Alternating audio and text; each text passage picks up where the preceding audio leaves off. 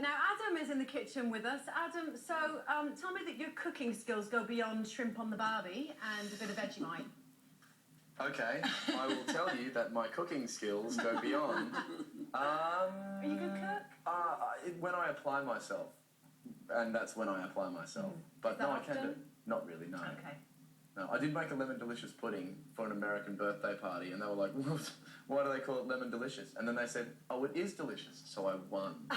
It's always about winning. It is. It's all about victories. That's the men and barbecue thing as well, isn't it? It's about winning. It's about control. Yeah. Speaking of delicious, Simon. Okay, well, we're gonna make a meal for it, which basically means 1,000 leaves. So it's puff pastry with fruit and custard in effect. That's French for 1,000 leaves. Indeed. In fact, the Aussies call it custard slice. Yeah, it's like loads and loads of layers of pastry with custard and fruit in it. I mean, that's pretty much it, and it works. What can go possibly wrong? What could be nicer? So, of course, it's a great time of year too, because there's loads of soft fruits around.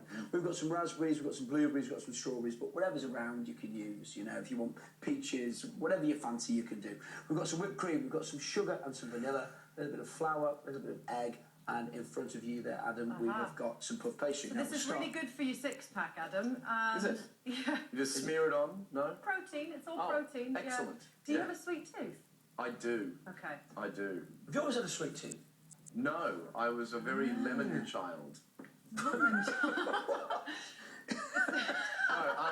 He was born yellow or something, I don't know. Lemony. I like citrusy. Yeah, I liked sour things when I was a kid. Didn't like sweets. You got a sweet tooth? I do actually. Yeah. Always. Yeah, always. So I wasn't born lemony. No.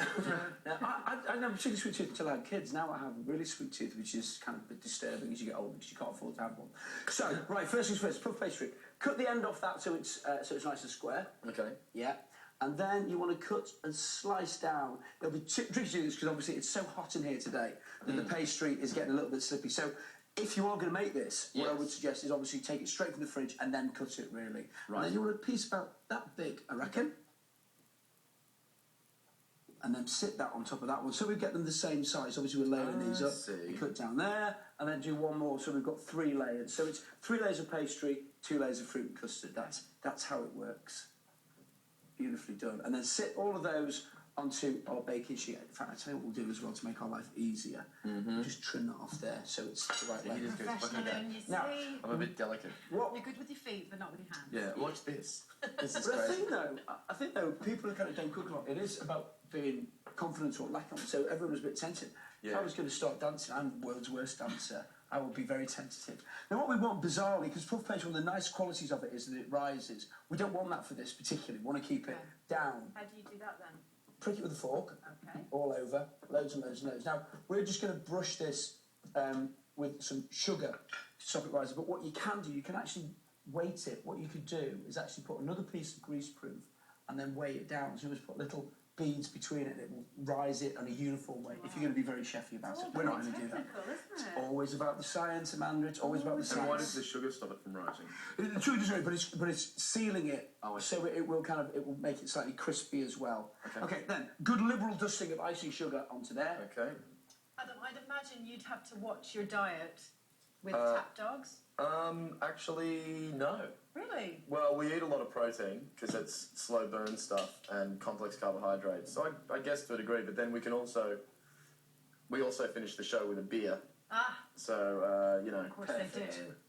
It's perfect. That's great. Okay, so then we bake this for about 20 minutes or so, and it will crisp up. Then we turn it over and we put more icing sugar on, and then we bake it again. So what you end up with are these fellas here. So they're crispy on both sides, and they haven't risen too much, so they're nice and crispy and crunchy. Okay. Right. So that's the first part of it. So I suppose that's the most difficult part. Now we're going to make coconut custard. So in here, this is just a tin of coconut milk that we brought up to the boil. Now what you need to do next is pop the flour and the eggs and the sugar into that bowl and give those a good whisk together. It'll be quite dry, so you'll feel like you're trying to beat something that doesn't want to be beaten really. Is this quite a complicated dish, Simon? Well, I think what you need to do, I think with all desserts, my feeling always is what you need to do is be organised. If you're gonna make this, don't look at the first set of ingredients and think, there we go, I'm ready. Get everything out. If you've got everything to hand, then it's not complicated. If you keep running backwards and forwards to the cupboard, you'll give up before you got to the end because it'll just frustrate you. All this sugar? All the sugar, mate, yeah. Vanilla goes in there as well. And you see, it's quite dry, that. So, our coconut milk comes up to the boil. You could do this with ordinary milk. It doesn't have to be coconut milk, in which case you drop the flour out of that, okay? Then, I'll just add a little dribble of that and keep whisking. Because now what we're making is the first half of the custard. Lovely. You can really go for it. You can be quite manly. Right. He's got one broken metacarpal. I think that it's good therapy. Yeah. It's physical therapy. Yeah. This will be perfect. So it smells delicious, that coconut milk smells lovely. Right. So then what we do, this all comes back into the pan. So what we need to do now, of course, is cook the flour out, because at the moment that's going to taste like coconut and flour, which we don't want. Right. Back onto the heat, stir on a very low heat for about 5 minutes. It will thicken. Cover it so it doesn't get the skin, into the fridge, and we end up with that, which is beautiful. Oh, wow. Coconut custard. Both have a little taste of that at the start, so you can see how lovely that is. Oh no, I couldn't possibly. Dig in. That's I want to nice. marry that. That's nice, so isn't it? good. That, just on its own, is heaven. Now, we're going to make it nicer. All of that cream into there and whisk that together. Okay. Okay, so then, because basically what we're making is... diet meal, this, isn't it? Yeah, we're now making basically the filling for your custard slice, mate. You know, so you've got that custard, which is fine, but now we're enriching it, so the cream will kind of give it that whole delicious volume and even more richness, even more creaminess. Meanwhile, I'll just slice a bit of fruit. As I say, you can do whatever type of fruit you want. Favourite fruit? I'm a berry girl. I do love the berries, yep. And I do love a bit of pineapple. Ice cold. Only fresh for me. I can't do too pineapple at all. Pineapple with savoury ingredients, wrong on all levels. Oh, pizza's nah. Adam will disagree. See, we have a thing called the hamburger with the lot in Australia, which has got an egg on it, and bacon, and beetroot, and then you actually have pineapple as well on the hamburger, and it's wrong. It's sensational. Is it? Yeah. Really? Yeah, I mean, you more often than not have it when you come out of the surf, so you may have an incredibly salted tongue, so you can't taste the flavours, but it tastes really good to me. Now, when I become controller of the world, I will actually ban the Hawaiian pizza. It will become illegal to actually serve it. The Hawaiians one. Yeah, which is with ham and pineapple. Sensational. You know what else I hate? I hate when people put raisins in curries. Oh, okay. Just fruit in hot, spicy dishes just doesn't do it for me. Now, just one more little tip for you. Because this is going to be quite wobbly on the plate, little tip. If you just put a little bit of custard on the plate, first of all, and use it as a bit of glue, it'll stop your fella wobbling around, okay? So, then what we do, we get a little bit of our fruit. Because it's bowed. So a little bit of that like that, then some raspberries like that. Now our custard's still a little bit soft because it's warm. Put it back in the fridge so it sets up a little bit. And when you whip the cream, really, really whip it to the point of it almost being over-whipped, you know, and then it will really hold this together. Then we want half of this delicious custard goes over the top. Like so. And we go pastry layer number 2, sits on like that. And we go fruity layer number 2, Very nice. goes on like that.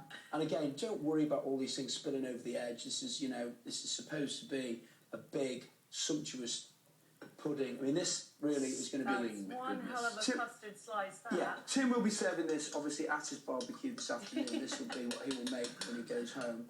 So all of that goes on and there. it's red and white, you know, it's English. Exactly. Take the That's the other thing. Very patriotic. Yeah. Bit of that on there, like that, and then finally, final fella, like that, and then just dust a wee bit of icing sugar